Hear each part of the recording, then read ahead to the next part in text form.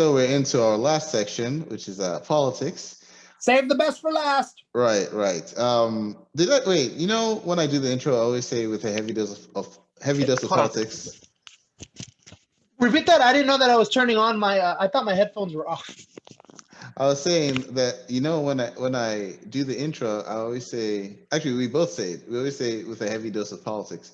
Did we do that today? I feel like I missed that. No, but I honestly don't think, even though we're going to be talking a little bit about politics, I don't think it's going to be as heavy doses as usual. Just Okay. because, just mostly recaps. Yeah, Recaps of a lot of.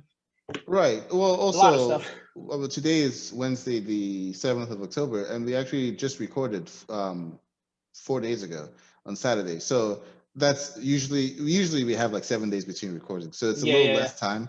And I know that, you know, every day is a year in this administration, but it's actually been a little quiet the past 4 days. So Because he's sick. he's in bed. That's what it took.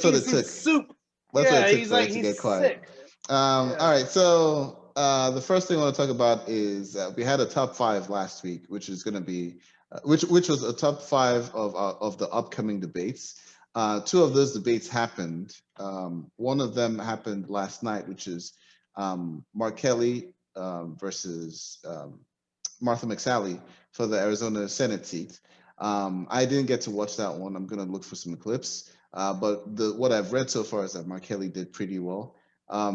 Yeah, did you get to see that? No, I didn't get a chance to see it. I was about to look up. So I'll look for some clips and I'll send it over to you. Maybe we'll link it in the description. The other one was South Carolina, Lindsey Graham versus Jamie Harrison. I did watch that one. That was actually a very illuminating debate. I learned, well, I guess it was reaffirmed for me what I already knew, which is that Lindsey Graham is trash at his job. But the really important thing, and this is what I mentioned to Zeus after I saw it and I sent him the debate, was that Lindsey Graham came off like a guy who hasn't been challenged in a long time. Like he had this attitude of like, this is my job, or this is my almost my birthright. Like, why are you challenging me? He came off like he didn't feel like he entitled. Needed to be there. Entitled. Thank you. That's the word I was looking for. Came off like he didn't feel like he needed to be there, like he was entitled to that position. And I think Jamie Harrison really, you know. Which a lot of politicians tend to get that, you know, after they get comfortable. Like the guy who lost against AOC in the Democratic primary, he was kind of like that, where he felt very entitled to that Cromwell. Position. Yeah. Like just because, how dare you challenge me, you know? Sorry, Joe Crowley, before we need a correction on that. Joe Crowley. Cromwell is an English muffin or something. But anyway, Joe Crowley. It's just like, they just feel like, oh, how dare you challenge me? I've been doing this for this is what the people want because they keep going for me, but. Or even the person that Cori Bush unseated in Missouri. Yeah, she tried to run against him last time and lost, but she ran against him this time and she won. So, you know what's kind of gave me those vibes too? Even though I don't think he was a representative. I think he was running, but was it Joe Kennedy number 3 or? Yeah, Joe Kennedy the 3rd. I have a question for you about that. And I feel like I know where you'll land just based on your political leanings. Do you think the Democratic Party tried to push Kennedy up to the forefront too early? You know, just to have the next Kennedy in there. You think that was too early for them? How old is he? I think he's in his early 30s. So I don't think he's old enough to be president. No, he's not old enough to be president. But it could be that they were trying to groom him for that. I think they were trying to. I think what they were going on is they were thinking he was an easy win, right? Because he's a Kennedy. Kennedys are adored by the Democratic establishment, just because that's. I mean, think about it. Like whenever people talk about other politicians in other countries, they say, "Oh, that's like our Kennedys." Mm-hmm, you know that. You know what I mean? Like they just have that. Regards to Democratic Party, they are the family. Yeah. First family of the Democratic Party. Quick point of correction, by the way. I just looked it up. Dude's 40 years old. So I guess he is old enough to be president. He looks young as hell, though. That's Yeah, for he has a baby face. he does. But I honestly think it was one of the. And it's also I don't think the problem is you got to remember is where he was running in Massachusetts. That's one of those areas that's always seems like they're ahead of the trend. Mhm. If you get what I'm saying, like they've always been whenever they have always been the progressive area of. Yeah. So even Republican governor of Massachusetts, Mitt Romney, he implemented essentially what became Obamacare, right? Where It it's was like Romney care for a where it while, was universal health care, right? And that's a Republican administration. It's something and that only that, seems like but a it's progressive, thing. and he's also look at how he's closely aligned with the Democratic Party now because he's more aligned with the Democratic or not aligned. He's more I guess in cahoots with the Democratic Party than he is the Republican Party. Well, At least it seems. he's less willing to suck up to Trump. Let's put it that way. Yeah, and he's more willing to compromise. So that's so a lot. So he's a little bit more progressive, at least in the Republican side. But it was just I guess they kind of misread the room in regards to Joe Kennedy's leanings versus what Massachusetts likes.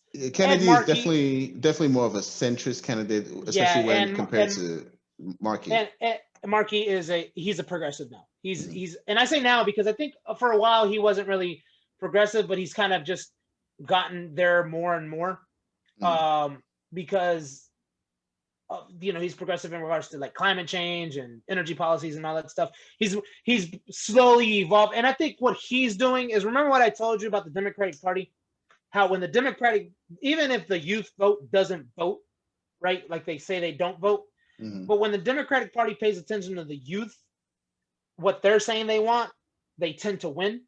And I feel like that's how Markey is kind of, because he knows that progressive policies are kind of what the youth voters want right now, and he's been going with that. Yeah. And then that's why it's a lot easier for him to win versus a Joe Kennedy. And Joe Kennedy just seems like he's an establishment, right? Right. Like that's one of the big things that's one of the big reasons why Trump beat Hillary, because he was, quote, not establishment, even though he really was. But Joe Kennedy, I mean, it's funny that you say he's establishment because he really hasn't even been in Congress that long. But the name, it's like someone from the Bush family running in the Republican Party. Yeah, same thing. That's why Hillary was looked at the way she was, because it's like, your husband was already president. Like, they're like, we don't want dynasties, But yeah, exactly. Even though we had just Bush twice. Just a quick thing, really. You're saying that Markey won because the younger voters, they want something more progressive and all that stuff, which is true. A lot of I would say voters under 25 tend to line up more with the Bernie wing of the party than, let's say, Biden wing, if we want to call it those names. However, I was just reading while you were talking, I was reading a quick snippet of an opinion piece over in Massachusetts, and they seem to suggest that the Massachusetts race has all of a sudden become competitive because the undecided voters are a little wary about Markey going too far to the left. And that has like somehow made the Republican candidate now a contender. I don't know how much that's true. It is an opinion piece, but that's interesting if he had to go so far to the left to win the Democratic primary, and then he couldn't come back. Colder areas always tend to be older. Colder areas tend to be older. Okay. Yeah, like the areas that are, because younger people want to move to where are like, not only warmer climates, but they tend to go to like the areas that are the booms at the time. There's a lot of people from different, Atlanta being one of those cities that it's like a lot of jobs are coming here, so a lot of younger people are coming here. California has always been that. Seattle has picked up like that too, And then even though it is cold, but New York is kind of, you know what I mean? Like, so Massachusetts probably is a little bit older, probably older population. So that might be true. They might just be like, yo, you're going a little too far. Yeah. And honestly, he probably will like kind of wind it back a little bit to kind of get them the idea of like, hey, I'm not all the way over there yet. Yeah. Well, his opponent wanted 3 debates, but he said that Markey only agreed to 1. And the opinion piece is like, it makes sense because the more people hear his policy stances, he seems to be losing ground. So I hope that doesn't affect like the top of the ticket, where if Markey starts to lose ground, that makes Biden lose ground. We'll see. I hope not, but um, so yeah. So one other thing about the Graham Harrison debates, I thought Harrison had a fantastic command of the issues. It was ready every time with a response to Graham. Graham was doing a lot of fear mongering, a lot of it. It was to the point where it was actually very off putting. Mm. Um, and So the he was one being Trump-esque. he was. I mean, not as loud as Trump, but even if you just watch the first 20 minutes of the debate, it was a lot of like doom and gloom. If people want to watch it, just because I know you said it's a very interesting, it is an interesting. You Yeah. said it Oh, was a very I thought it interesting was a good debate. debate. It was. Yes. We'll put the link of the actual debate, like the recording of it. Yeah. We'll put it in the description or in the comments, or Yeah, so people can get I a think visual. if you enjoy debates, I think this one is definitely worth watching. The there were a lot of sound issues. I was like, why is South Carolina stuck in the past? So speaking of being stuck in the past, there was a Supreme Court ruling this past Monday that affects the South Carolina race specifically.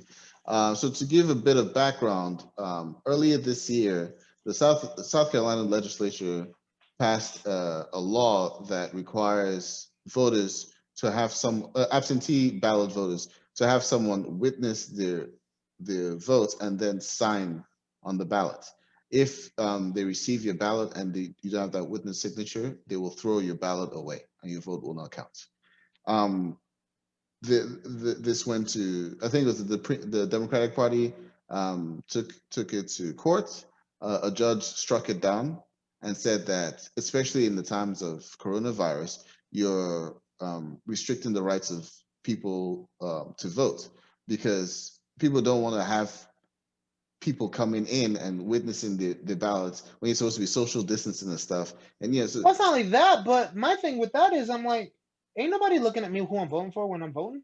right, Like, yeah. So get away from me, you know? so they struck it down because they said it was unconstitutional. You're stopping people from having the right to vote. It was a clear voter suppression tactic. I mean, let's cut it straight. So anyway, so the South Carolina um, legislature took it to the Supreme Court. Now, this Now, is the Supreme Court, not the South Carolina this Supreme is the Court. United States Supreme Okay. Court, right? So, Because I was hopeful that it was only the no, it was the South Carolina Supreme this is Court, not the U.S. actual. So Justice Clarence Thomas, Samuel Alito, and Neil Gorsuch were of the opinion that the the ballots that had been sent in without that witness signature should be thrown out. Now, mind you, this ruling was made on Monday, the 5th of October. Yeah. Early voting has already begun.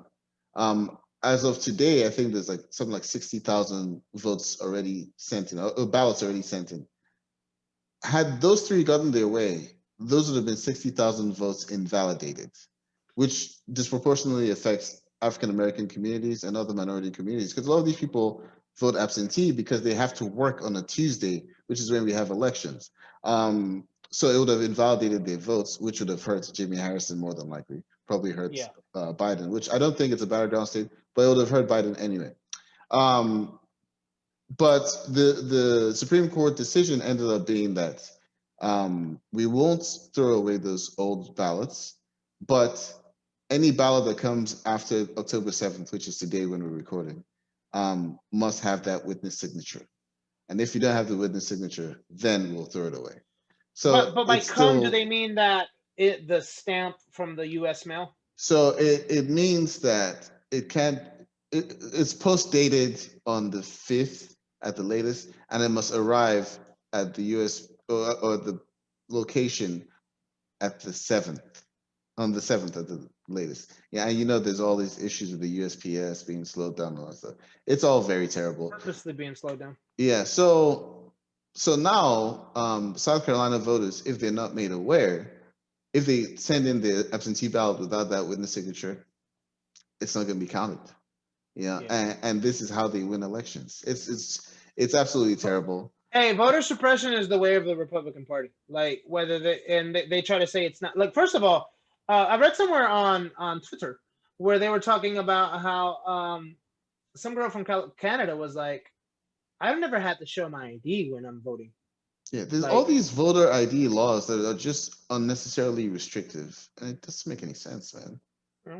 so, and then Yeah, last I checked, is the what is it called? Not the civil. Is it the civil rights bill?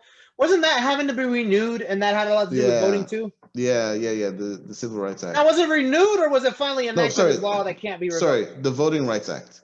Yeah, Voting Rights Act. Yeah. Was that renewed or it's enacted now where they can't it never expires? Do you know? I think it still expires and it has to be renewed, and it's something that I know the Republicans fought against it. I remember Mitch McConnell saying that it's a relic of its time. It's not something that we need anymore.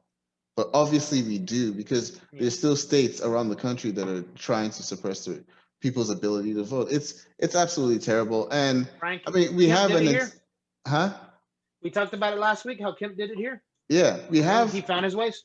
We have a two-party system in which one of the parties relies on stopping voters from voting in order to win. Like, how does that make any sense? Yeah. Most people say, look, we gotta change our policies to fit our constituents. These people say we have to change our voters, right? Whether it's redistricting with gerrymandering or just stopping the voters who don't like us from having the right to vote. It's terrible, man. But so that's what happened. That's what happened in the Supreme Court. And this is a Supreme Court without a Amy Coney Barrett, right? Imagine adding another conservative justice on there. This probably would have invalidated all those votes that were already sent in. I've never seen it, but I'm assuming Handmaid's Tale's coming. Right. I know you've seen it. Oh yeah, it's a great show. I highly recommend it. It's bad, man.